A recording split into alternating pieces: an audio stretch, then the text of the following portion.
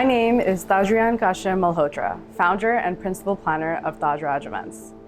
Today, I have the opportunity to tell you all about my journey, how it all started, what happened throughout the last years, and how I achieved Wedding Planner of the Year last year.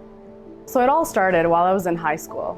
At that time, I actually had no idea that there is a career in the wedding or event industry. I just did it for fun. I was helping my friends, I was helping my family members. I was, known to just love organizing things, no matter what it was. So anything that had to do with organizing, managing, leading, I was there. In high school, of course, I did make friends very easily. I was part of a lot of groups. I wasn't just part of one group. I spoke to everyone, and I guess that's how I started building my network. And slowly, as family members and friends needed, vendor recommendations at that time for their personal events, I started recommending friends that I've met. So for example, I knew dancers, I knew photographers, I knew videographers. And again, I just used to do it for fun. I loved doing it, just helping everybody out. It really started with family events and personalizing a lot of details for example, I had my cousin's 21st birthday. I remember we were doing a surprise party. This is while I was living in Toronto, so this is in Scarborough. And I made little place cards that had her name on it with the date and year. I believe it was in 2009. And then when it used to come to wrapping gifts for different occasions, I used to spend a lot of time doing that as well. And again, personalization, I think that's something that I started really early on in the years, and it kind of stuck with me throughout the last, I would say, 15 years of my journey in the events industry. And the funny thing is, I didn't even know I was in the events industry until much later. It all started happening very naturally. So in 2009, it was my first year at University of Toronto Scarborough campus, and I joined the South Asian Alliance as a first-year representative. So this alliance, it actually essentially was a dance competition between different universities all across Ontario. And I joined the exec side of the organization, not the dance team. And it was a really good way for me to meet a lot of new people, network. I was all about, building my network, meeting new people. And of course, while I was studying, I also really enjoyed being a part of a lot of extracurricular activities. And I feel like one of the main reasons I, got into U of T also was because not only were my marks great in high school, but I was involved in a lot of extracurricular groups, yearbook club, prom committee, I believe, grad trips, some grad clubs, athletic council. So I feel like all of that kind of built who I am now, because I started at such a young age doing extracurricular activities and activities like that. So 2009 came, I joined South Asian Alliance. I was working really hard in school and also managing everything. Started planning a lot of events with them, coordinating a lot of events with them, and I did a lot of social events at that point. So in my second year, 2010, by this time, again, met a lot of new people from different years, networked a lot, and I wanted to do something for underprivileged children back in Bangladesh. So I thought to plan a charity event. So I've done the social events, I've done, formals, clubbing events and stuff like that, but I wanted to do something to give back to the community and for kids that matter so much to me. So I found this organization called Jago. It's founded in Bangladesh by Corvi, and I reached out to him, got some information, and wanted to see how we can donate. So I planned an event, and I still remember because it was my first official event that I did back in 2010. I had my sister, my cousins, and friends supporting me. And there were a lot of people, I still remember, when I was planning this event from my school, from my university, that didn't support me. They were just like, you're only in second year. Why are you doing this? You're not gonna have a lot of people show up, and just didn't get that support. And I was just like, I'm gonna do it anyway. Even if I have 5 people showing up, it's fine. Whatever we generate is going to go back to little kids, and that's what my goal is.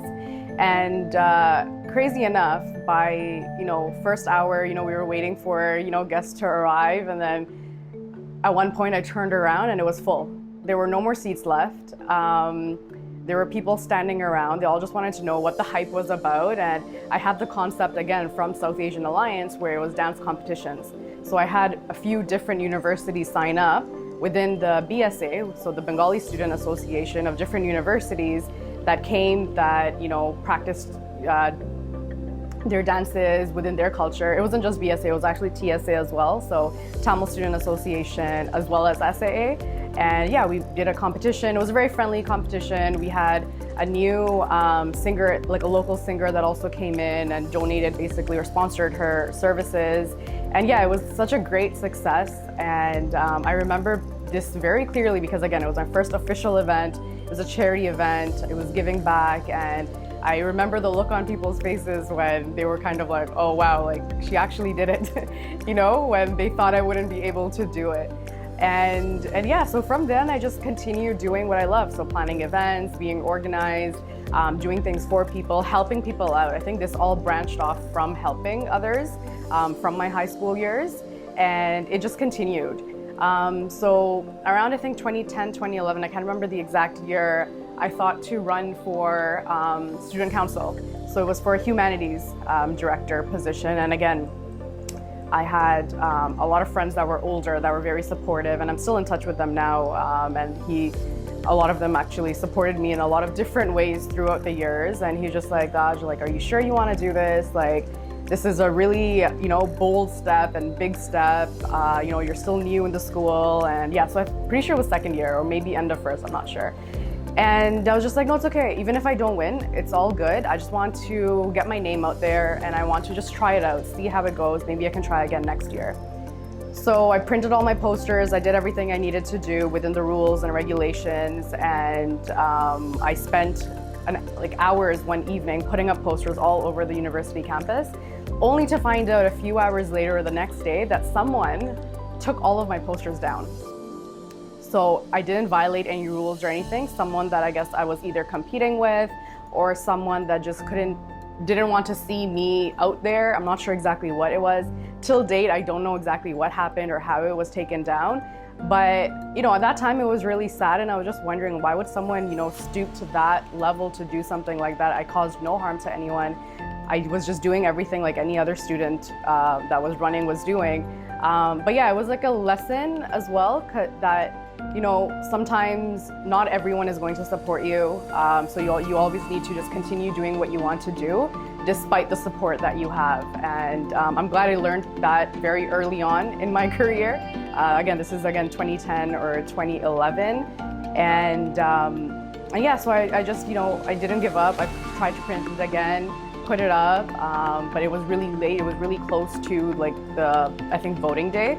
But at that point, I was just like, okay, it's okay. If I don't win, it's all good. I'm just gonna focus on other things. And I just kind of let it go. I didn't win.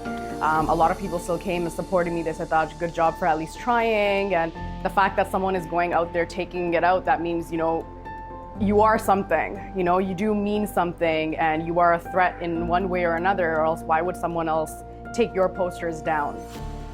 So then I left that, moved on, continued with everything that I was doing at SAA and Jago. And then by, I think, 2012, I was like, okay, I've done every type of event. I've done social events, I've done corporate events, I've done charity events, because I was volunteering with a lot of different organizations. So like Masala Mehndi Masti in Toronto was every year, so I volunteered with them. Winter, they had an event. Summer, they would have an event. There was another event that used to happen on an annual basis, Anoki, and I volunteered there as well. So I believe that was 2011, 2012, around that time. And that's when I thought, okay, let me check out the wedding industry. And so I did my research. At that time in Toronto, there were only, I think, 3 top wedding planning companies that existed, South Asian ones. And I reached out to one of them, Sapna Weddings. Her name is Rana. And I just reached out and I told her about my background, and I said I want to just look into the wedding industry, see if this is something for me. And I still remember my first shift like it was yesterday. This was at a golf course in Richmond Hill. Beautiful Hindu Indian wedding that was outdoors. I reached my shift, I believe, at like 7 a.m., something like that, 7 a.m., 7:15. And as I'm walking towards where the mandap is set up and where everything is, like I just felt butterflies. I can't explain it, but I just remember like it was yesterday. And I remember messaging one of my close friends at that time. His name is Bantu. And I remember messaging him and I was like, oh my God, Bantu, like this is it. I love it. Like I didn't even start anything properly yet, but I love it. Just love how all the decor is and like the emotions of the families and just seeing everything come together, the aisleway, and yeah, just really enjoyed it. And from then I was working with them anytime my availability matched with them. Again, I was still studying, I was still working part-time as well at my parents' college. And yeah, so I just fell in love with it, so I continued it. I continued volunteering, and then I continued working afterwards at like an hourly rate. But for me, money didn't matter. Like it was never about the money. It was me just gaining exposure, gaining experience, and truly seeing if this is something that I want to do, right? Because especially with weddings, it's a type of career, you're either in it fully or you're not, because there's emotions involved, right? And it's people's like biggest days of their lives that are, you know, that you're dealing with. So you need to be 100%. So again, I just continued that. And then I think in 2014 is when, by 2014, I was, you know, I've worked with over maybe 15 different organizations from 2005 to 2014. Again, gaining experience, not for money, just finding out, you know, what I like, what I don't like, building that skill set, seeing how you deal with vendors and clients. And then I worked with another wedding planning company as well. I did an internship actually with them. I believe that was for just a few months. And then I started getting inquiries because I used to post everything on Facebook. At that time, it wasn't really Instagram, it was Facebook. So I used to post like, oh, today I'm at this event, I'm helping so-and-so company out. This is what we're doing, and just like a shot from like behind the scenes of like the decor setup or just something.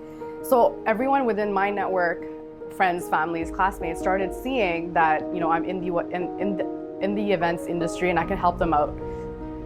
So I got my first official inquiry on Facebook from a classmate at UFT. She was actually in my high school as well, Rita, and she's like, hey Taj, like I'm getting engaged, you know, this year, would you be able to help me with A, B, and C? And I was just like, oh my God, this is my first inquiry. And I was like, wait, hold on, like I can actually get paid for something that I love doing so much. 2014, so that was basically my kick, I guess, or push to register my company, because when I realized that, oh my God, this is something that I can actually get paid for.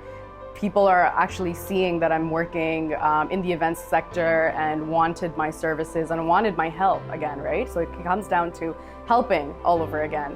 And I knew having my own business and launching my own business was always going to be part of the plan, because my dad has his own business and he's always been an inspiration to me, Nasser Gashim. He's been an entrepreneur his whole life. He has so many different businesses. Sometimes we can't even keep up with how many businesses my dad is a part of in Toronto, in Dhaka, and now also in Dubai. So it was a natural step, you know, kind of following his footsteps, but within something that I love. And it was the weddings and events. So that's how TK Events was formed back in 2014. And yeah, I had my first engagement event. It was at the Hilton. And I was also working with a few other friends for another big conference, also in 2014. That's where my launch was, May 2014. And it was a conference to kind of highlight achievements of Bangladeshis across the world. So we had, you know, Oscar winners, we had people in the garment sector, we had people in the entertainment sector come together to give kind of motivation to students in university to, you know, follow what you want to go towards. And I remember we held this event at UFT's Hart House. So that was my first conference event, and I remember my dad wasn't too happy with me, having my own company and, being in the events industry, and, I didn't get that support. And I didn't understand as a parent, you're worried. You don't know if this is something that's going to work out. You want stability, a 9 to 5 and stuff. And I was kind of against that. And I was just like, I'm going to put my focus into this and work on my business. And I remember he did attend the Aspire conference in 2014, and at that time I saw him and how proud he was, and that really meant a lot to me, where I was just like, I kept pushing forward, and it finally happened, and he was actually happy with everything.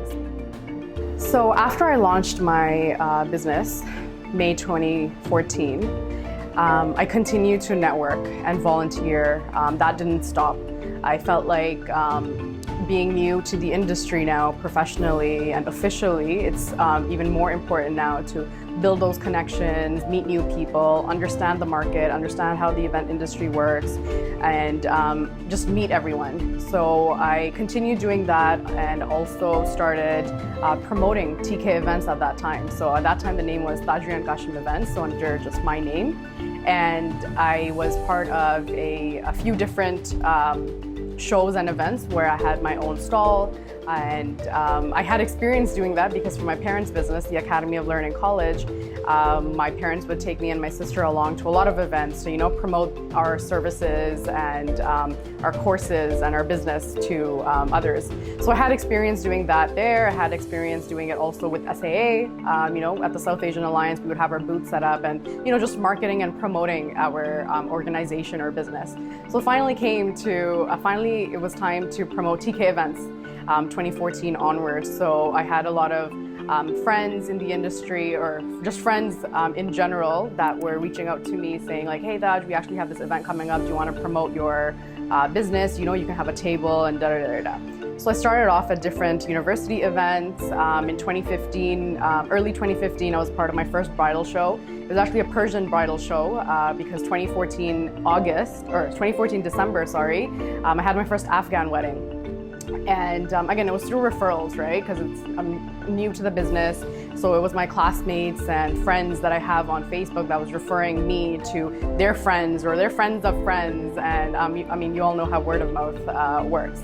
So 2015, one of the vendors from that Afghan wedding reached out to me and said, hey, we have a bridal show coming up. Why don't you come and promote your service? So I didn't know how to set it up nicely, but I had my first little booth with some drapery. I remember I rented it from Dia Decor Sarika at that time, and I was actually called on stage in front of all of the brides and the parents and all of the guests to just talk a little bit about me. And looking back, I'm like, oh my God, this is like 9 years ago. I sounded so different, but yeah, just promoting myself, my business, and see how it goes. So 2015, I had a lot of, again, referrals, word of mouth, friends of friends that hired me for their event management for their wedding and events. And throughout this entire process, there was always someone that was helping me day and night. And this person is Ayush Malhotra, who is now my husband. Selecting my logo in 2014, I remember he was also there telling me what to do, what not to do. Finances, he started kind of managing as well. So by September 2015, we were like, hold on, you're so involved in this, maybe we should just do this together. Even though he has his own career in the automotive industry in Toronto, this is something that he was helping me out with behind the scenes so much that it only made sense. So 2015 October is when we rebranded and Taj Raj Events formed, and both of us came together, and he was coming to a lot of my events initially, so it just made sense to have him a part of them, and we started working together, and then making our mark in the industry, gaining lots of clients, and it was just go at that point, and I had no time to do anything else. And at that time, I wasn't even operating this on a full-time basis. It was part-time because I had a full-time job by this time. So it was like, 9 to 5 at my day job, and then 5 to 9 or 5 to 10 would be TK events and then Taj Raj events. I had little to no time for anything else. Weekends were all booked booked up and busy with like either events or meetings, and I did miss out on a lot of family time, which I wish I managed my time properly where I was able to spend more time, but at that time I was so focused that I didn't have time for anything else. And this is something that you won't believe, or no one would believe, but I actually never even watched a Netflix show until 2018, you know? And that was only because, you know, me and Raj, like we were thinking of getting married and, you know, all of that stuff. And he was just like, hey, you need to like watch some shows. And, you know, he tried to like get me into it. And I think 2018 is when I watched maybe my first episode of one of the shows. And then by 2019 is when I started watching it more. And my friends were just like, who are you? Like, you know, you never watch any TV shows or anything. And the truth is I never had time to. And like whatever time I would get, I would put it towards TK events or Taj Raj events. So I didn't really care for it. I would watch the occasional movies with my parents and my family at home. But to watch a TV show and go season after season, like I had no time for that because my focus was just building the business, building the brand, and that was it. So then came 2016. In 2016, we were part of another bridal show in the South Asian industry, and you know, we got some leads from that. We did our thing. So with everything going on and, you know, continuing to establish our brand, meet new clients, and continue to plan different events and weddings, it was never it for me. I always wanted more, right? So I fell in love with Dubai in 2015. It was my first trip to meet my best friend, Alicia, childhood best friend. And you know, she moved when we were in grade 7. She always told me like, come. So finally, once I finished school, I said, you know what? I'm gonna go and see what Dubai is all about. And I fell in love with this place. And I just didn't know, you know, what the next step would be. I just had a lot of fun here. So in 2016, I remember talking to Ayush about it at that time as well, and he also loves Dubai because he was going to Dubai every year since 2013 with his friends because he also really liked that place. And I started going almost every year to meet my friend 2015. And with that, gradually, I was just like, you know what? Just one day, I want to launch TK events or Taj Raj events, in Dubai. I didn't know when it was gonna happen, if it was gonna happen, but I kind of just manifested it. In 2016, I printed new business cards and I put Toronto and Dubai. Even though I had, you know, no business here, no business license, didn't meet anyone. And I planned a very spontaneous trip. You know, I had like a week off and I wanted to go, and it was either between Cuba and Dubai. My dad said no to Cuba, so I was just like, okay, then I'm gonna go to Dubai then, because you know, he knew my best friend and their family and everything. So I came to Dubai. Before I came, within 6 days, I planned like a style shoot, and I tried to network as much as possible. That way, you know, it's a productive trip, not just for fun, but also meet different vendors and like get something out of it. So I had my very first shoot, like branding / style shoot. It actually happened during Ramadan. So it was like 50 degrees outside, and the shoot was at Park Hyatt in, which month was this? I think this was June. So June 2016, very hot. We were outside, we did the shoot. I got a really nice video from it, and collaborated with, you know, decor company, and then the photo video. I believe their name was It's Aura at that time. I'm not sure if they're still around, but yeah, they helped me make my first video, and I kind of manifested it. So I promoted that, added Dubai to my you know, business card and website and everything, and just hoped that one day it happens. Again, didn't know when it was gonna happen or if it was even gonna happen, but it was something that, it was a goal that I was always working towards. 2017, we had one of our biggest weddings, and I would say biggest weddings because through this wedding, we got so many referrals. It was actually insane. So the couple is Rima and Tushar. I'm still in touch with them. They're actually really good friends of ours now, and we've basically become their family wedding planner and wedding coordinator, because I've done, I think, 3 or 4 weddings within their family already. And yeah, I will always be grateful for my clients, to clients like them especially, who refer me to their friends and family, and I get to see all of them, once a year. And so Riva and Tushar's wedding was in 2017, and just a few months ago I got the chance to work on actually Tushar's sister's wedding. So it was really nice that my clients value my work and see my potential and see how much I love doing what I do, and keep bringing me back for their family events. And I feel like this is what truly matters. No matter how much life throws at you, no matter how many things go wrong, there's a lot more things that are going right if you look at it as the overall picture. Of course, during the sad times and the hard times, I was dwelling, I was devastated, but at the same time I was just like, you know what, I gotta keep pushing, I gotta keep going. And that's what I did. And I got so many referrals through her wedding. In 2016 we were part of another bridal show in the South Asian industry, and we got some leads from that. We did our thing, and then it came a situation happened where we paid for a magazine advertisement. So I believe we paid for like a half page or full page, whatever the situation was. I can't remember exactly what the size was, but I remember when I received the magazine, first thing I did was look for our ad, right?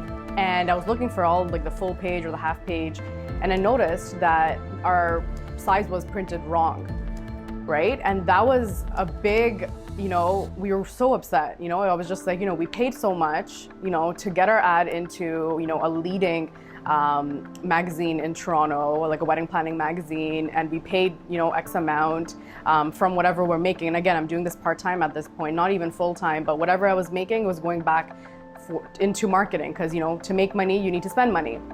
So it was all going back into that, and we were really upset. And then we were just wondering why or how this could happen, because this is such a large organization. How do you make that mistake? And unfortunately, we weren't even compensated for it. That, let me give you your money back, or let me do so like, A, B, and C extra to make up for this. It was kind of just let go.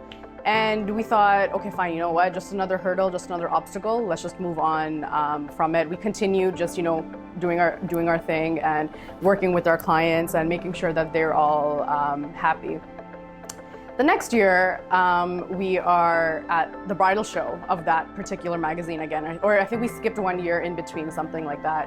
And we worked our bums off, the entire day, getting leads and talking to different couples and parents, and just seeing how else we can get more leads and build that network. And at the end of the day, I remember I just took like a 5 or 10 minute break. I went to the other side to chat with one of the vendors on the other side. I came back and our entire clipboard of leads went missing. So someone stole all of our leads. Till date, again, we don't know what happened. We tried to check CCTV. The area where our booth was positioned, there was no camera in that area. We asked around all the vendors that were nearby, like, hey, like in the last 5 minutes or 10 minutes, did you see anybody come in? Like, no one said anything, no one saw anything. We reported this incident to like the owner of the show, and all they said was, our apologies, but like, we can't really do anything about it. And at that point, again, we were just like, what is happening? Like, we're doing our best to move forward. And then first our ad is misprinted, wrong size. And then all of a sudden, our leads go missing. So again, that was another, little hurdle that we had that we needed to overcome. And we're just like, whoever really remembers us, they'll reach out in different ways. They'll remember our name, they'll remember my website or my company name, and they'll somehow reach out. We did a social media post about this, and we got a lot of support from vendors from all over saying, that was such a, terrible thing to go through. You've spent thousands of dollars setting up this booth, paying for, your booth, and then all the leads that you were going to make are now all gone. So then I always saw that, the South Asian wedding industry, there's a lot of people that are very supportive, and then there's a lot of people that aren't supportive, that can't, see your success. And I truly, at that point, felt like, because I was, at that point, pretty much in a really good place in the South Asian wedding industry as a wedding planner. There weren't too many out there that time. I personally felt like there were a few people out there that just couldn't see me succeed the way I was, succeeding. Especially in the Indian wedding industry, and I'm not even Indian, I'm Bengali, I'm Muslim. But all of my clients, or majority of my clients, were Hindu clients, Sikh clients, Indian weddings. And I feel like that was kind of like, wait, who is this girl that's coming in, who's not even part of our community, that's getting so much attention, so much success? Because for all of these things to happen and lead up, like, it just wasn't making sense to me. But again, as usual, I let it go. I was just like, if it's meant to be, it's meant to be. And that's what happened, right? I had a few couples that reached out to me through my website and said like, hey, I know I heard you, misplaced your lead or something happened with it. I actually met you. Can you please help me for da-da-da-da? So there was, I think, 2 clients or 2 couples that reached out to me directly, which was great. And then, we moved forward from that scenario. And yeah, so that's what happened in 2017, 2018. Now in 2018, I was invited to be a guest speaker at a South Asian wedding planning workshop by the Wedding Planners Institute of Canada. So WPIC is where actually I got my wedding planning certificate and destination wedding certificate. So when they reached out to me to come on board as a guest speaker, it meant a lot to me. And I got to, share my insight, my journey, and, the way South Asian weddings work for that panel. So it was a really nice accomplishment, and I got to speak with other wedding planners and wedding designers in the industry as well. So that was a nice, big moment for me as well. A few months down the road in 2018, I was able to actually start operating Taj Raj Events on a full-time basis. So before that, it was all part-time, working evenings, working weekends. So 2018, I was finally able to, let go of my other full-time jobs and other work and just focus fully on Taj Raj Events. We got our first official office as well in 2018. So prior to that, I was renting rooms in different companies and different offices just to, meet my clients and stuff. But 2018, I got my first official office. Although by then I had also created and launched our virtual wedding planning system. That way it made it a lot more efficient for my couples. That way they didn't have to, travel to me after work and stuff. But even with that, I was so happy to have our first official office. We had a planning lounge, we set up a sofa, TV. When I put up our big logo, that was such a nice moment for me, It was always dreaming of having our own office, seeing my logo up on the wall when I walk in first thing at an office, seeing my desk and my certificates and all of that. So it was really nice to finally have an office of our own and meet my clients there. I made a wall of our clients. It was like our client wall. So I had one picture from each event and I was filling that up. In 2019, we had our nikah, Raj and Ayush and I, and that was a battle of its own. So finally, throughout the years, sticking together, always having faith in each other, we made it happen, and alhamdulillah, everything worked out. And our nikah ceremony was April 2019, and it was really exciting. And of course, for some reason, whenever it's my own events, I only get 3 weeks to plan it. For clients' weddings and events, I have, years to plan it or months to plan it, but then for my own stuff, I always get a short period of time. But we had our nikah, and we bought our first house that year as well. So it was really exciting, so many exciting things happening, and we were going to have our destination wedding for all of our actual cultural events the following year in 2020. So it was something that we were really looking forward to. So by the end of 2019, we had our resort booked for our Mexico destination wedding, which would be taking place June of 2020. Really exciting. And then I booked a trip to India for shopping, wedding shopping, which is something that I was always looking forward to. I haven't been to India since I was maybe in grade, 3 or something like that.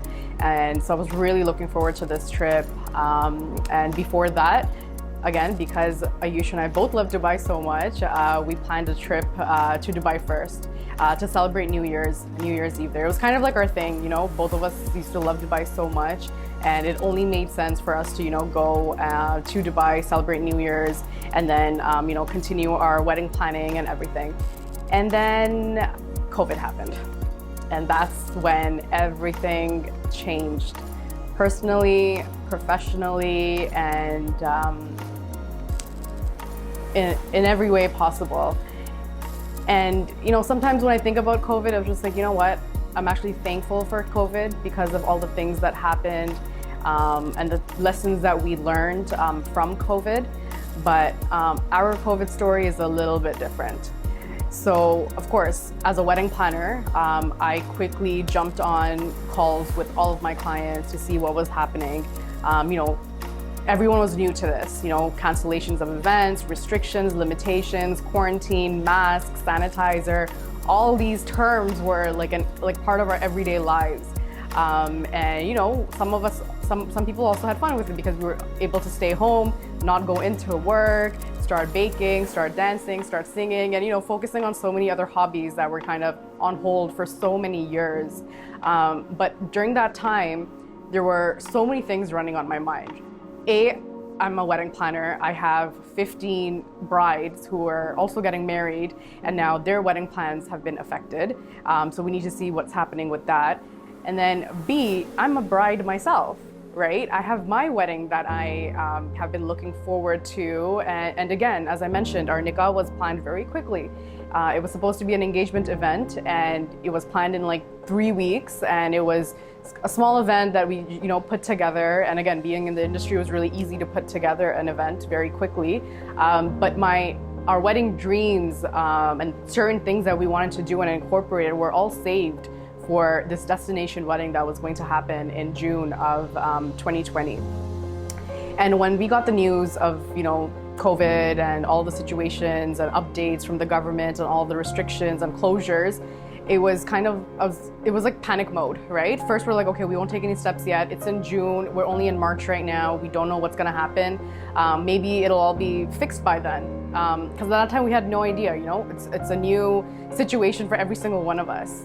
And at that time, I only focused on my brides, and I was, on calls with them, trying to see what they were deciding. We all set deadlines for each of my brides to see what their decisions were. If their events were upcoming, like within the next month or two, we quickly postponed it to later that year, and a couple of them also postponed it to 2021.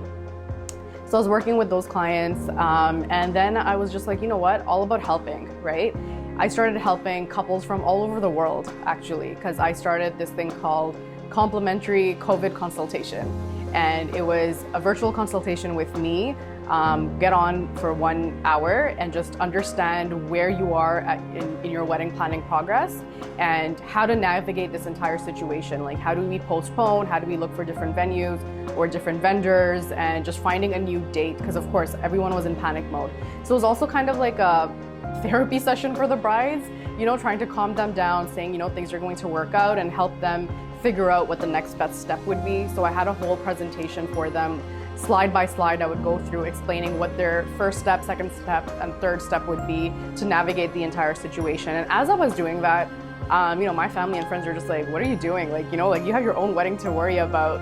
How do you have time to help others? And I was like, honestly, the only thing that's keeping me sane right now is by helping others, is by, talking to them, calming them down, because then it takes up my time and I don't have time to think about my own stuff at that point, right? So not only was I working with my, Taj Raj clients, I had brides from all over the US contact me. I had a bride from UK contacted me, and then I had a bride from Australia that contacted me. So these are the ones that were not Taj Raj brides. It was just like a free service that I was promoting, and they booked a consultation, and I helped them navigate that situation. So then when it came to our wedding plans, we slowly realized that, okay, June is definitely not going to happen for a destination wedding, especially because there's travel bans, there's, all of these restrictions, and everything was just going, insane at that time. So by April, I believe by April 1st, sometime in April, we made the decision that, okay, destination wedding for now is canceled. We're postponing it to later this year. I believe we set the date for October or November of 2020, being optimistic and thinking that things are going to get better. And we were planning to have our reception in Toronto.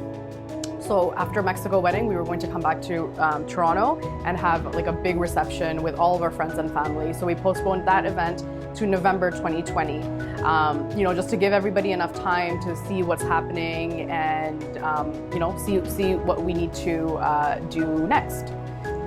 So this was a really, really tough time for Ayush and I. So first, for you know, years of our relationship, we were unsure as to when we would be able to finally get married, you know, coming from the different cultures and religions, and you know, not sure when things would happen. But again, as I said, we always had faith in each other. I at least had a lot more faith, and I said, you know what, it's gonna happen when it's meant to happen. Things are gonna work out, inshallah. Just be patient, just wait. And yeah, we waited for years to finally get married and, you know, start that chapter of our lives. And then finally, when it was time for like that big wedding and what we've always dreamt of for so many years, COVID happened. So then I was able to also, you know, professionally relate to all of my brides and help them. But once I finished helping everyone, it was just like, oh shoot, like I need to think about, you know, what we need to do and how we can, you know, navigate through this ourselves. And I mean, it was a very tough decision. It was a tough conversation that we had, but we knew it was the best. So as I mentioned, we postponed it to later on. And this is kind of when things started kind of going down. We started to really see who cares for us. We tried to really see who supports us during these tough times, who really understood what we were going through and, you know, gave us that shoulder to cry on, or who would, you know, be very insensitive towards, you know, what we were going through and kind of just make it seem like, oh, well, you know, well, this is happening. And, you know, we understood that, you know, there's a big situation and like a pandemic that we know none of us have any idea about. But at the same time, it's also the biggest day of our lives that we, you know, fought for, that we were looking forward to after so many years. And of course, it's going to be hard. But we did make the right decision and say that it's going to be postponed until, you know, when things get better, we're going to go ahead and, you know, fly to Mexico. And that's what the plan was. So again, wedding planning was all on pause. We just stopped everything. In terms of Taj Raj Events, luckily, in 2017, I introduced my virtual wedding planning system. So I was able to continue planning with all of my clients with no issue at all. The only tasks that we needed to focus on were postponing their events to, you know, 2021 or end of 2021 or 2022. And that's the only part. But in terms of, you know, our consultations, they were always virtual. So we continued that. We have a separate app that we use for communication since 2017, which is Slack. So again, continues our communication there. So operations-wise, we didn't need to stop anything. We continued everything the way we normally do. It's just we needed to postpone weddings. So then by July, one of the weekends in July, so again, every city, every country had its own way to figure things out and, you know, open up. Like they all had like a different reopening plan and restrictions and limitations and all of that stuff.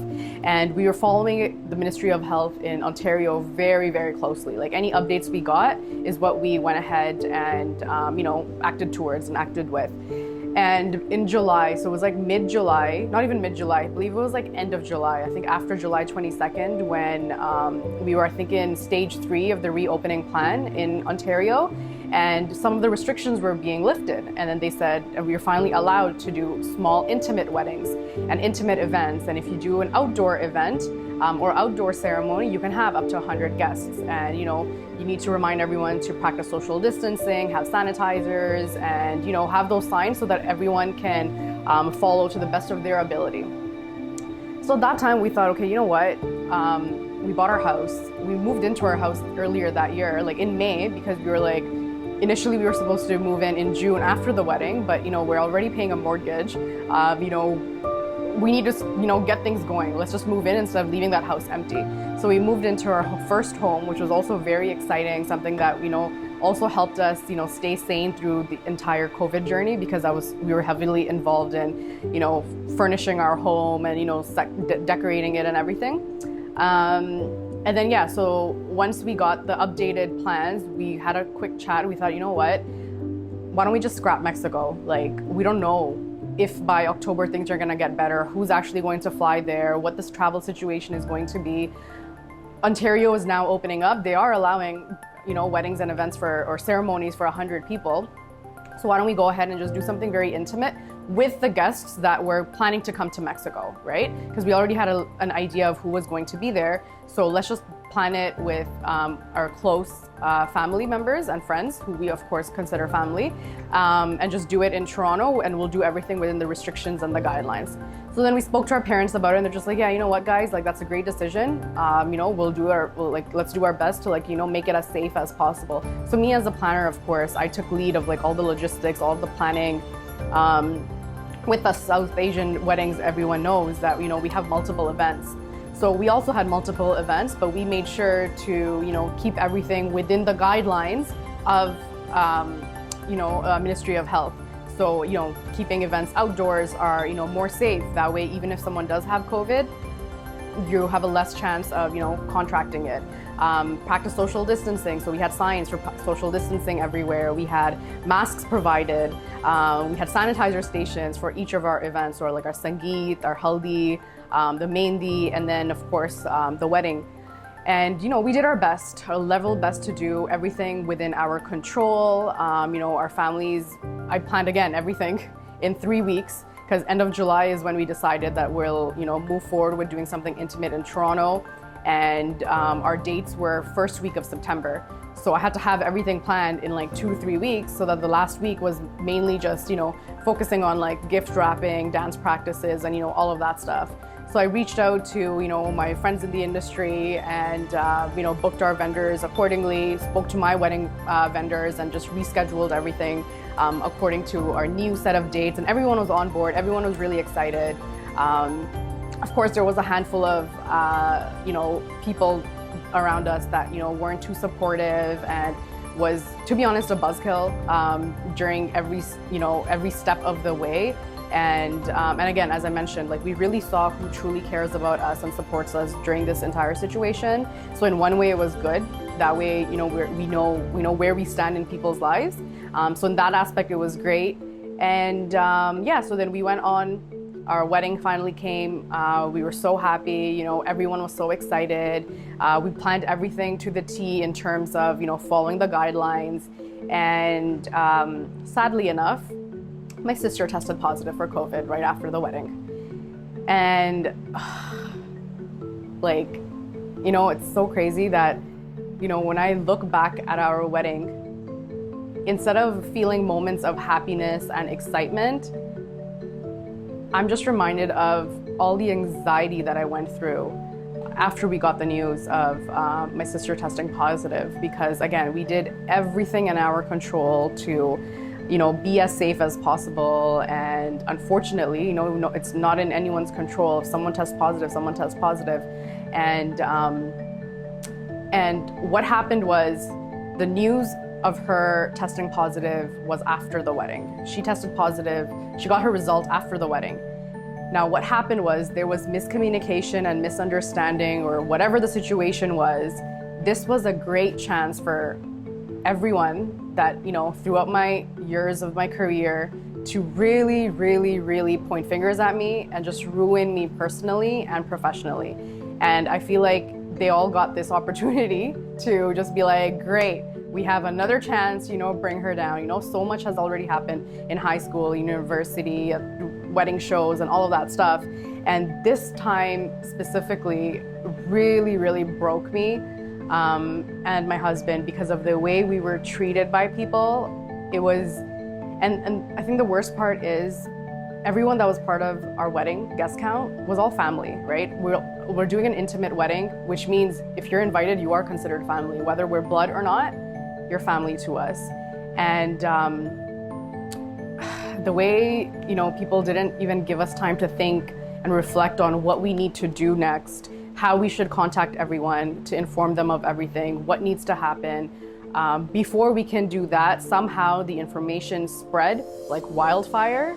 And the narrative and the story that everyone had in their minds was that Taj and Raj of Taj Raj Events knew that their sister had COVID and allowed her to come to this wedding.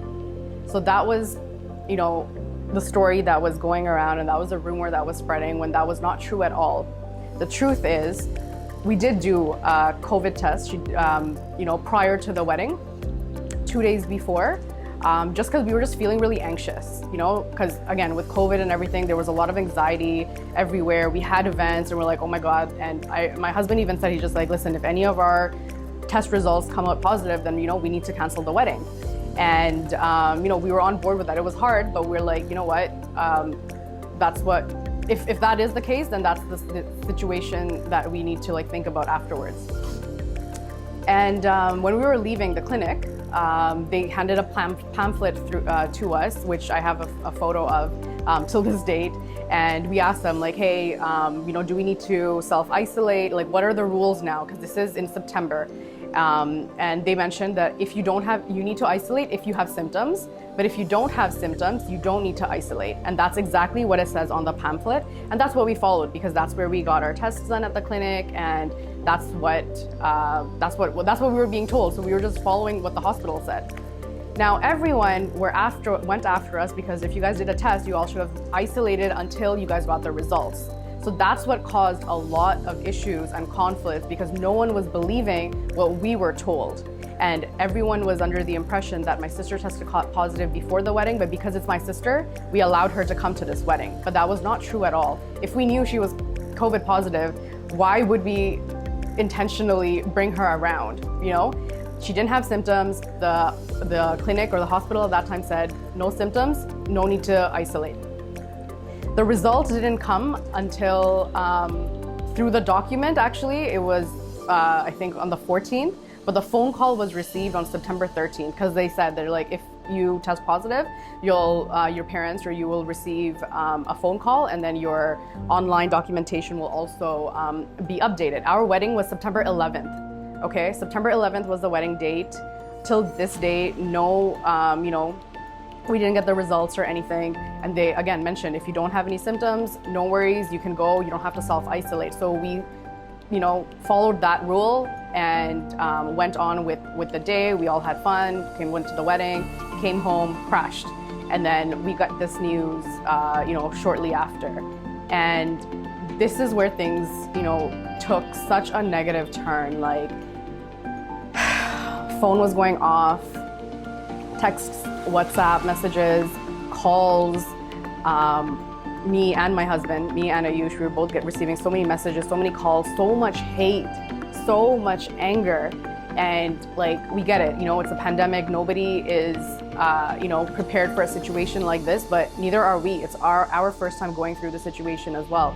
People started, pointing fingers at us for so many things. And, what we had done is we had told everyone hey, someone tested positive. She was at the wedding, so you should go ahead and test and take your precautions and see exactly what you need to do. If you're feeling sick, stay home, all of that stuff. So we did our part, or so we thought, right? But everyone said that we handled the situation very poorly. But at that time, no one truly knew what we were going through in our home.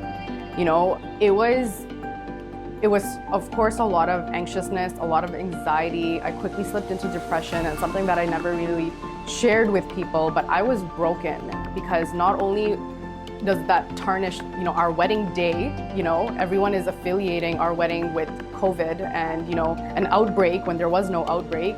There was one family of, I believe, 5 that tested positive along with my sister, but no one knows exactly where it came from, because half of them weren't present on my wedding, at the wedding ceremony, and then even for the pre-events, they weren't at all of them. Plus, for extra precaution, I made sure that all the events were outdoor, so that in case someone does catch COVID, it's really hard to transmit it. We had buffet for the events, but I made sure there was an attendant that was serving the food. For any events that wasn't at a venue, I hired extra staff to sanitize the washrooms and everything, so that trying to eliminate as much possibility as possible for someone to catch COVID. So again, did anything and everything possible, whatever you can think of, you name it, we did it. But it was unfortunate. My sister caught COVID. There's nothing we can do about this, and our guests, the way they were attacking us in, messages, in calls. Thinking about it, I still feel like it still brings back really, really, really bad moments and sad moments in my life. And the worst part is, this is something that I'll never be able to forget, because it was on my wedding day, which is a day that comes every single year. So every single time it's time for our anniversary, instead of being excited and happy and excited to celebrate, I remember all of the bad times and all of the hardship that we went through during that time from everyone that attended our wedding. I still have messages from a lot of the guests that were at the wedding, and again, they're all family at the end of the day, or so we thought. And everyone was just so cruel, and it's really weird that everyone was so scared of catching COVID, but not a single person reached out to ask me or my sister or my parents, like, hey, how's your sister doing? She has COVID.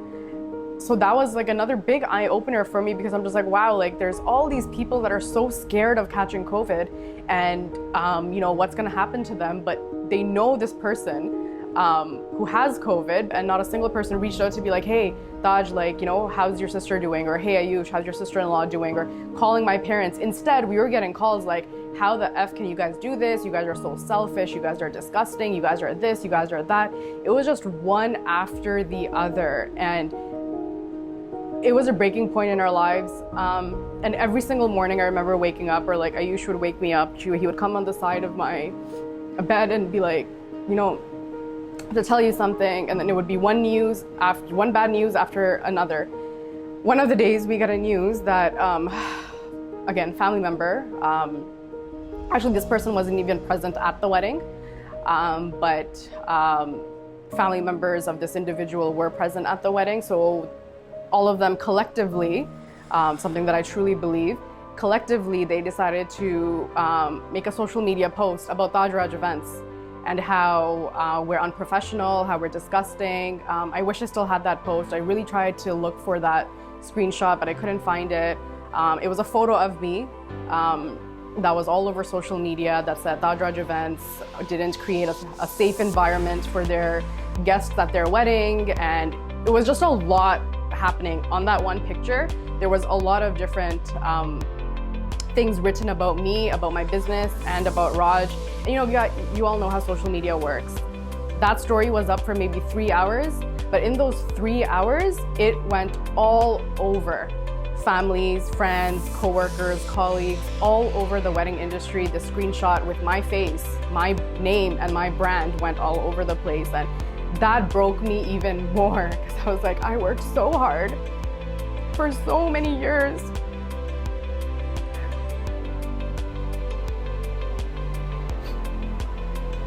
I worked so hard to build a name, to build a reputation. And then for someone to go after me and my income to this level was something that I just could not believe someone would actually do, and someone that we consider family. I think that was the hardest part in this entire situation, that these are family members, and every single person associated with our wedding was considered family.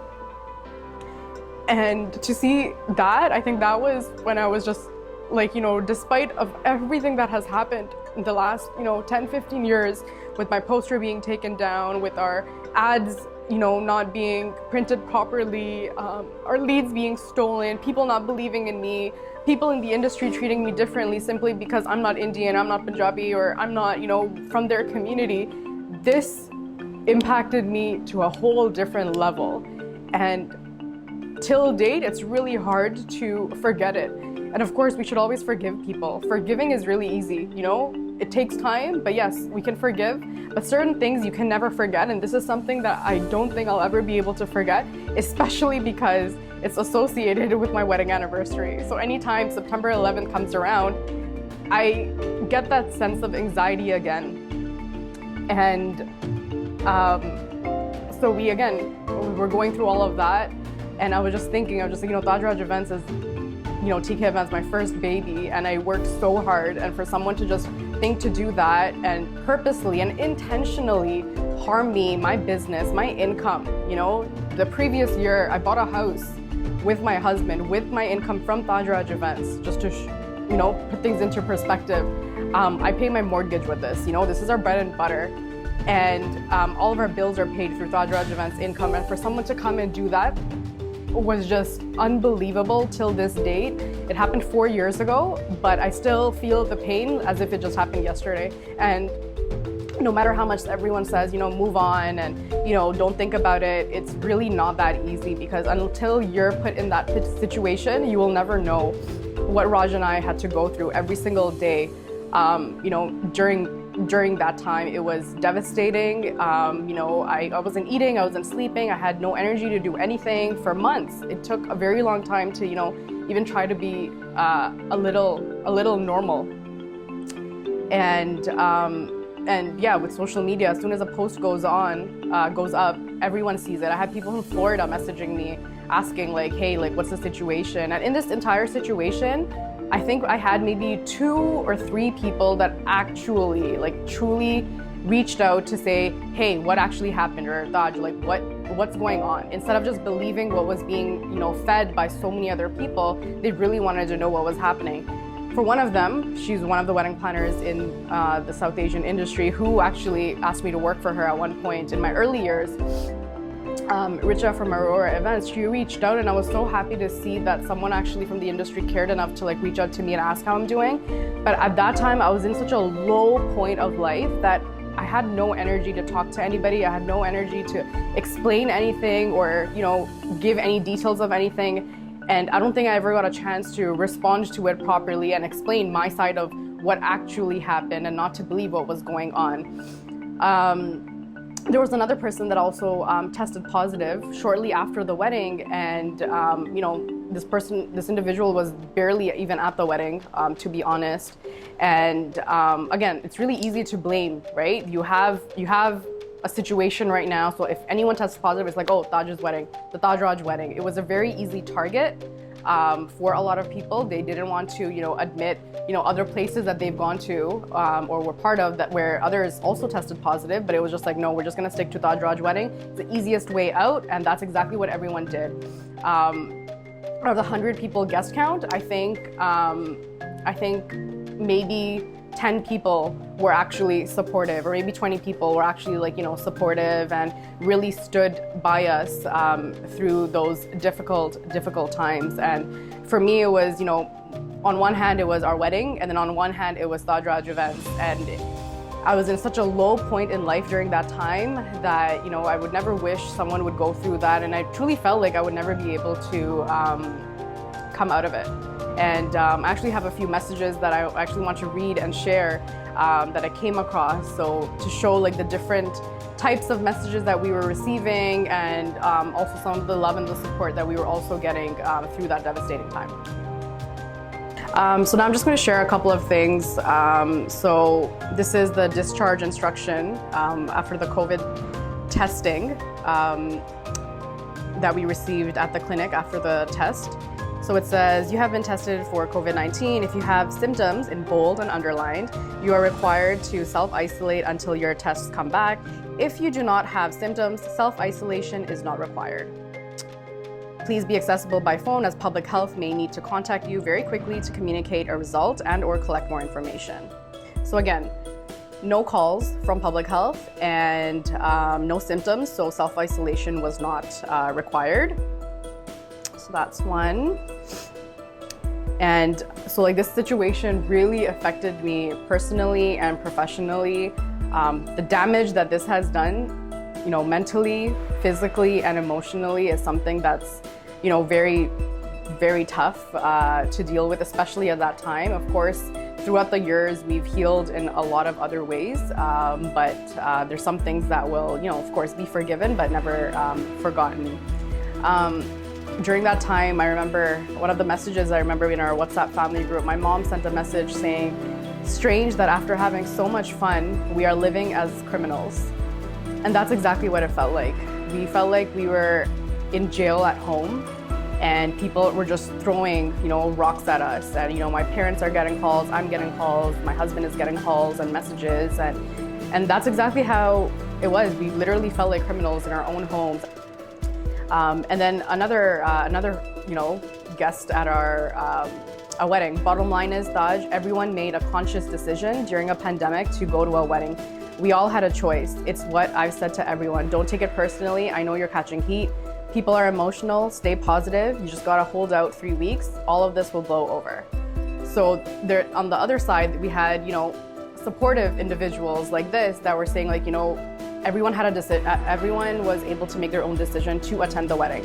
And again, sanitizers were provided, masks were provided, social distancing signs were everywhere. Nobody followed that, and all of those same people are also the ones that are, bashing us. But what did you do to prevent yourself from catching COVID, right? So it was just all, the blame just came to us, but nothing was, from their end, they didn't even check to see what they did. Did they take the precautions? Did they use a mask? Did they use a sanitizer? Did they practice social distancing? But no, it just came down to Taj and Raj. And then another vendor reached out, after all of this happened, and was just like, I want to know which person posted it on social media. Mind my language, but serious move. Honestly, you guys took 10 times more precaution than today's wedding or any other wedding I have shot. So this is coming from a vendor that's been to so many weddings, during COVID and during that time, and have literally said that, we've taken precautions 10 times more or any other wedding that this person has shot. And then another message that I received that was, very uplifting. I'm not sharing all the negative ones. I would go on for way too long and it would just bring back way too much pain. But another family or guest that was part of our wedding, I'm thinking of you guys, wish I was there for you right now. I don't care about COVID. I don't care about COVID. If you guys need anything at all, please let us know. Because at this point, everyone knew what type of battle we were fighting and what we were going through. So we had a handful of people from the wedding that was reaching out to us to give us that support.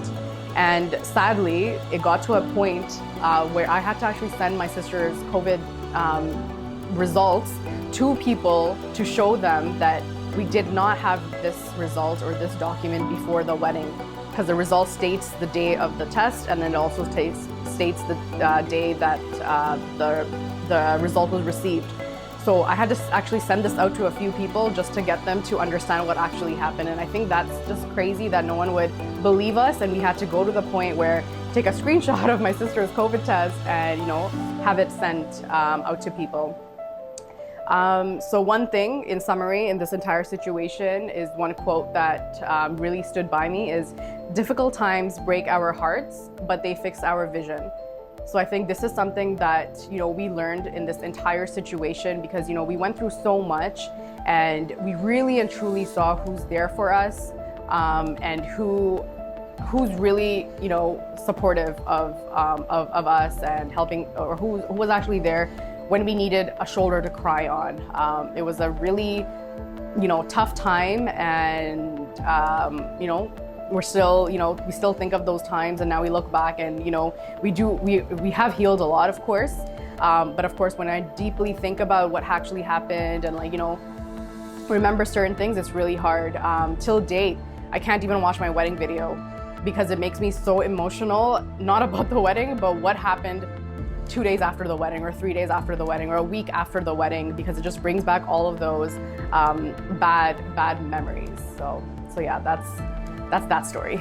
So a few weeks after the wedding, slowly things were, dying down in terms of, messages and calls, and we were, trying to focus on ourselves more.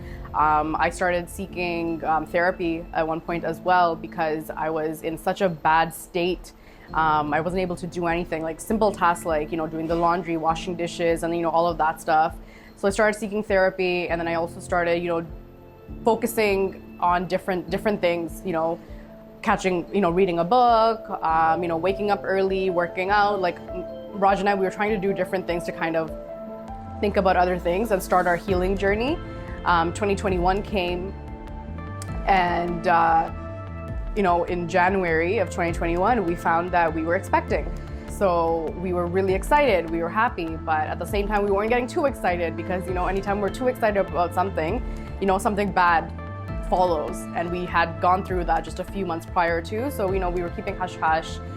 We were really excited that, finally we have something to focus on and think about and not worry about, other stuff and just worry about taking care of ourselves. Shortly after that, we had a miscarriage. And sometimes we feel like that miscarriage happened because we were not in the right mindset. We were still healing from everything that happened a few months ago. We were surrounded by a lot of, toxic people. We were in a toxic environment and we just weren't in the right headspace. So going through miscarriage during COVID was also something very hard, very devastating because I had to go through everything all by myself. The hospital has restrictions, of course. My husband wasn't able to come to the hospital for any of those appointments. He had to wait in the car outside while I'm, going for ultrasound after ultrasound or blood test and, go through all the procedures that were needed for that miscarriage. And, at that point, we were just confused. We're like, what is happening? First, this happened with our wedding. It was taking us so much time to, feel a little bit good about ourselves and, be positive and be happy. And then the miscarriage happened, shortly after that. So it was like a lot of bad things happened within a short period of time. We weren't sure exactly how to navigate this, and there wasn't a lot about miscarriage during that time either. So Raj actually created a miscarriage awareness video just to shed light on it, what happens, how it happens, and just to show other people that we're also there for them. Because while we were going through it, we realized there's not a lot of support for something like this. So we wanted to kind of, give our hands out to anybody else that needs that support, that love during that time. And, we got a lot of support and feedback from that, positive feedback from that as well. And during this time is when Raj decided that, we need a fresh start. So this happened with the wedding, and then now this happened with our miscarriage. We've always wanted to, move to Dubai. This is the time to do it. And that's exactly what we did. So, just rewinding a little bit to December 31st, 2020, we ended up in Dubai for New Year's Eve. Surprised my family and my friends here, and we're like, Toronto, there's just so much going on. We had a really tough time in December as well. So my husband just wanted me to get out of this situation and this environment. Let me take you to your happy place. He surprised me with tickets to Dubai. We went to Dubai. New Year's Eve, we were at my friend's house, and he was like, by end of 2021, we're moving to Dubai. And I was like, this guy's, he's just joking. He's not serious about what he's saying. And then once we came back to Toronto, we had to quarantine for 14 days. And then that's when he brought it up again, start looking into moving companies so we can start this process. And then I was like, wait, you were serious about this move to Dubai? He was just like, yeah, start looking into it. But right after that is when we found out that we were pregnant. So then we're like, okay, we'll have to push this to God knows when. But shortly after that is when we had the miscarriage. So then we felt like it was a sign from God to be like, you guys are not in the best environment right now, not in the best mindset right now. You are able to get pregnant, but focus on your move. So my husband at that time decided, okay, you know what, we're gonna be moving, and we literally had 3 months to figure everything out. So that was in March was the miscarriage, and by May we sold our property, got an investment property, sold our cars, got rid of a lot of things just to prepare ourselves for this big move to Dubai, which we were so excited about, and we're like, oh my God, finally something to look forward to, finally something to be happy about. And we were just really excited. And of course it was painful leaving our loved ones back home, but we knew this was the best decision for us and our family, just to be, just to have a peaceful and happy life. With everything going on in Toronto, we just wanted a fresh start. We left in June, and since then, alhamdulillah, we've been so happy, we've been so blessed. My focus was to, rebrand Taj Raj Events and expand. My dream of always launching in Dubai was finally coming true, right? So I was so excited about that, and I was so thankful for this opportunity and the support from parents to be able to do this, and of course support from Ayush. And although that was my plan, I on LinkedIn, I actually just changed my location the day before my flight from Toronto to Dubai. So I got a really good job offer to work at the Expo. And I was working at their main operations center. It was a 9-month contract, really good pay. And I felt like that was an amazing way for me to transition from my Toronto life to Dubai life, meet new people, network with a completely new, group of people in a completely new country, city, and even continent. And then slowly from there, things started picking up. So I was working at Expo. September 2021, I rebranded. We launched Taj Raj Events in Dubai. We started networking in Dubai now because, again, we have to build our business from scratch in a new city. Slowly, things started getting better in Toronto as well. COVID was still very much around. However, there were intimate weddings, so we were still continuing to book new clients. They were very slow to come, but the leads did come, and we were able to continue operating in Toronto while building our brand in Dubai. 2022 is finally when we booked our first Dubai client. It was a full planning client destination wedding in Dubai with 3 events. And I was so excited that, things are finally moving in the right direction. By this time, everything in Toronto was getting better. My inquiries were starting to come in. I flew down to Toronto for 2 clients' weddings in 2022, which was amazing to be a part of. And then I really started focusing on Taj Raj Events. So again, networking, making connections, doing our marketing here, and then building the business and brand to what it is today. So since then, we've been planning so many events all over Toronto.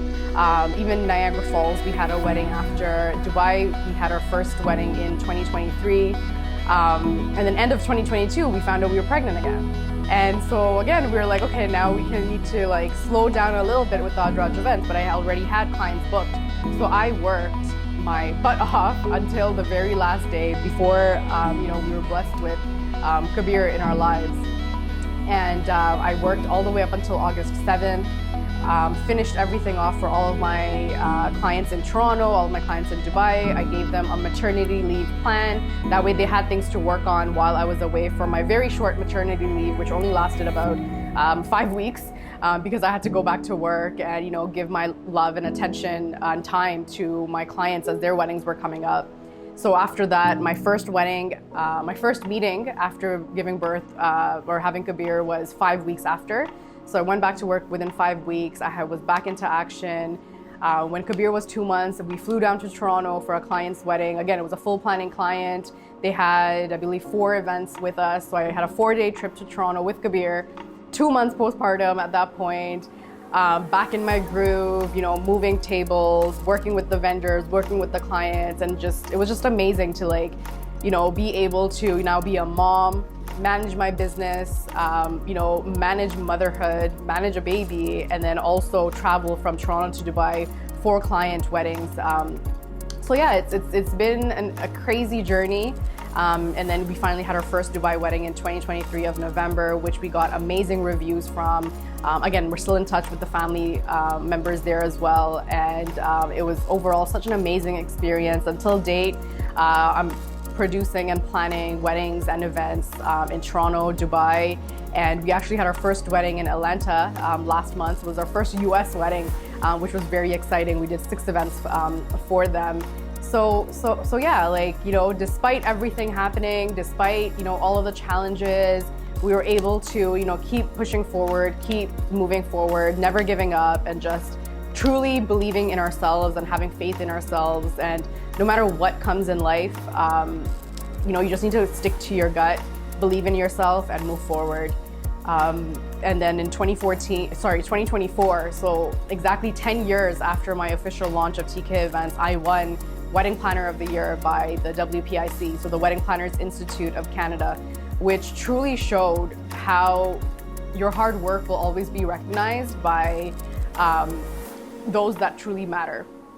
So 2023 was definitely a very hard year for me. I was managing the pregnancy with the business and then motherhood with the business. And then to get an award for that year really meant a lot to me and really showed that you'll always be valued for who you are and for your work by those that truly matter.